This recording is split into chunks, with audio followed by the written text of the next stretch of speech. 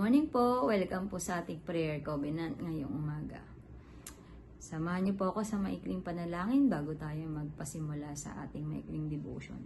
Dakilang Diyos, mapagpala naming Ama, salamat po sa panibagong araw na ibinigay mo po sa bawat isa sa amin. Salamat po sa patuloy na kalakasan, patuloy na mga biyaya na pinagkakaloob mo po sa bawat isa sa amin. Sa umaga pong ito, hinihiling po namin na gabayan kami ng iyong banal na Espiritu, ng iyong presensya, Panginoon, upang maunawaan namin, Panginoon, ang mga nais mong sabihin sa amin ngayong umaga at maunawaan namin ito, Panginoon, na naayon sa iyong kalooban.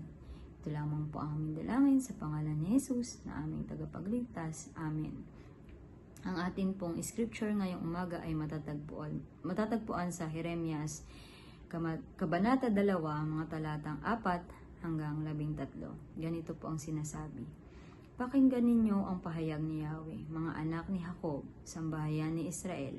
Sinabi ni Yahweh, ano ba ang nagawa kong kamalian at ako'y tinalikdan ng inyong mga magulang? Sumamba sila sa mga walang kabuluhang Diyos-Diyosan, kaya sila'y naging walang kabuluhan din. Hindi nila ako naalala kahit ako ang nagpalaya sa kanila mula sa Ehipto. Pinatnubayan ko sila sa malawak na disyerto, sa mga lupaing bako-bakot maburol, sa isang tuyo at mapanganib na lugar na walang naninirahan at nagnanais lumaan.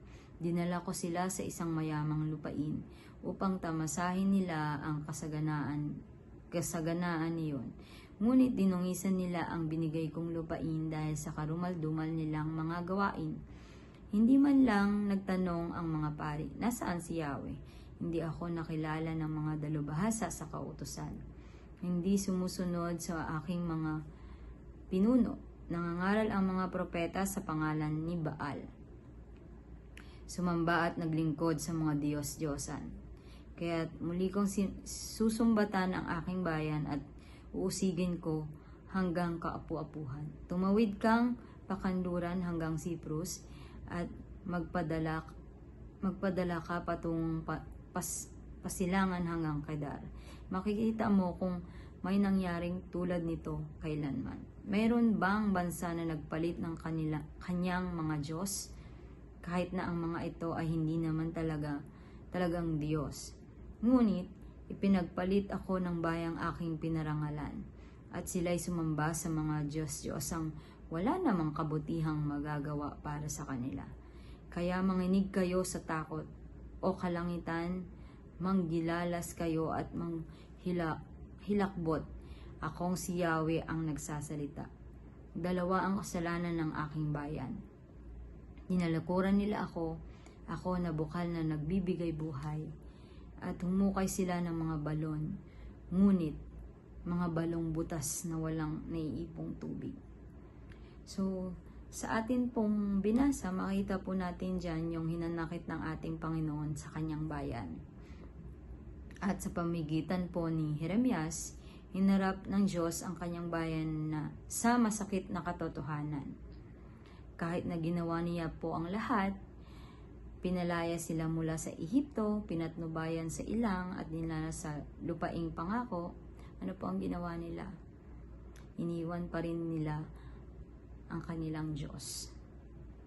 At sa halip po na manatili na tapat sa kanilang Diyos, sa ating pong Panginoon, sa nagbibigay bukal na tubig sa kanilang mga buhay, ang mga Israelita po ay iniwan siya. Nagukay po sila ng sarili nilang mga balon, ng sarili nilang mga sariling sisidlan na wala namang kakayaang magbigay sa kanila ng buhay. Ang bukal na binibigay po ng Diyos ay sariwa, malinis, at nagbibigay buhay. Ngunit ang balon po na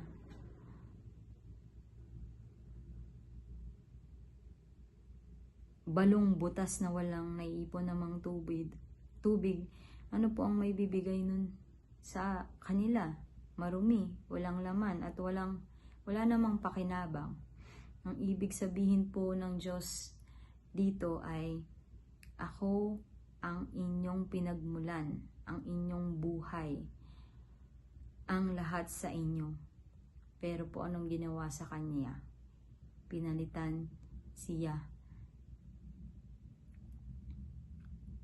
nang wala namang maibibigay sa kanila. Masakit po sa ating Panginoon na talikuran siya ng kanyang piniling bayan. Kaya ganyan na lamang po yung kanyang hinanakit sa mga tao doon. Sa buhay po natin ngayon, maaring binibigyan po tayo ng babala o nire-remind po tayo ng ating Panginoon na maaring hindi nga tayo ngayon sumasamba sa mga inukit na Diyos-Diyosan tulad ng ginawa sa kanya ng kanyang bayan noon. Ngunit sa ngayon po, madalas naman tayong mahabol sa mga modernong idolo. Iniidolo po natin. Tulad po na kapag nakakaranas tayo ng tagumpay, ng kayamanan, ng kasikatan, or nakukulong po tayo sa mga relasyon, sa ating mga karelasyon, or patuloy tayong dumidepende lang sa ating mga sariling lakas, sa ating sarili nating lakas. Lahat ng yan po ay pwedeng maging dahilan ng pag-iwan natin sa ating Panginoon at hindi na po natin siya naaalala, hindi na po natin siya nakikita. Ang mga yan po ay maaring mas nabibigyan po natin na ng pansin at nakakalimutan na po natin siya. Ang ating Panginoon po na nagbibigay ng mga bagay na meron tayo ngayon, madalas nakakalimutan natin siya.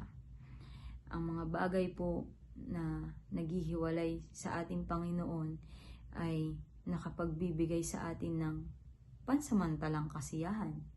Ngunit hindi po yan pangmatagalan. Pag tumagal po, mawawala din po lahat ng yan. At dun po tayo makakaramdam ng uhaw at ng kakulangan. Mararamdaman po natin yan kapag mas nananaig na po sa atin yung mga iniidolo natin dito sa ating mundo. Ang tanging Diyos lamang po talaga yun ang nakakapagbigay sa atin ng nakakapagpuno sa ating mga buhay at sa ating mga kaluluwa. Siya lang po yung pwedeng pumuno nun. Yung bukal na buhay po, sa Kanya lamang po natin makukuha.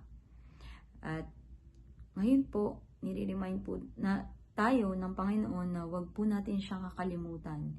At wag po natin ipagpapalit yung ating Panginoon sa mga material na bagay na natatamasa natin ngayon, na nakukuha natin.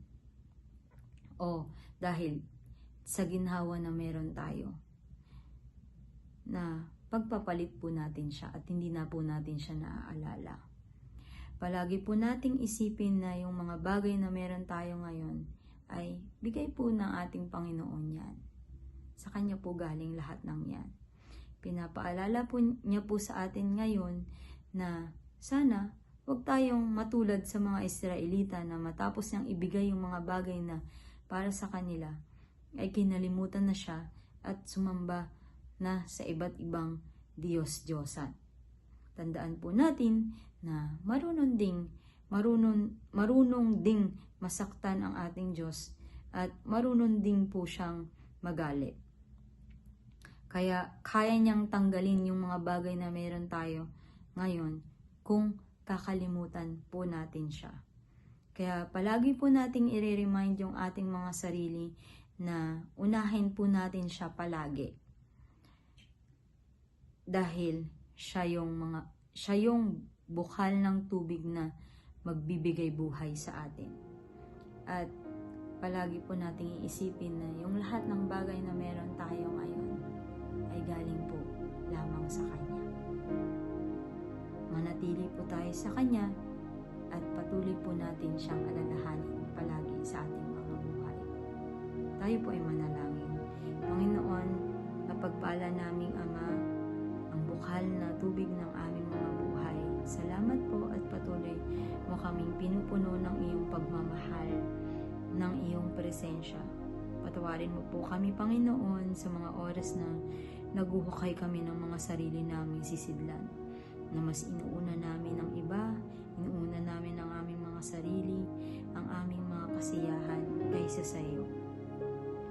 Patawarin mo po kami, Panginoon, kung may mga oras na nakakalimutan ka po namin, na nadadala kami sa makamundong bagay na meron kami at tinatamasa namin. Patawarin mo kami, Panginoon, kung inuuna namin ang aming mga sarili. Lord, sa mga pagkakataon po na nawawalay kami sa iyo, tulungan mo po kaming bumalik sa iyo. Ilahin mo po kami, Panginoon, pabalik sa iyong presensya. Pawiin mo ang aming mga uhaw sa pamamagitan po ng iyong espiritu, at turuan mo kami palaging mamuhay ng tapat at palaging umaalala sa iyong kabutihan.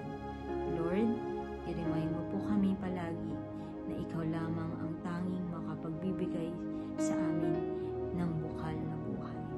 Dalangin po namin na palagi mo kaming iingatan at babantayan.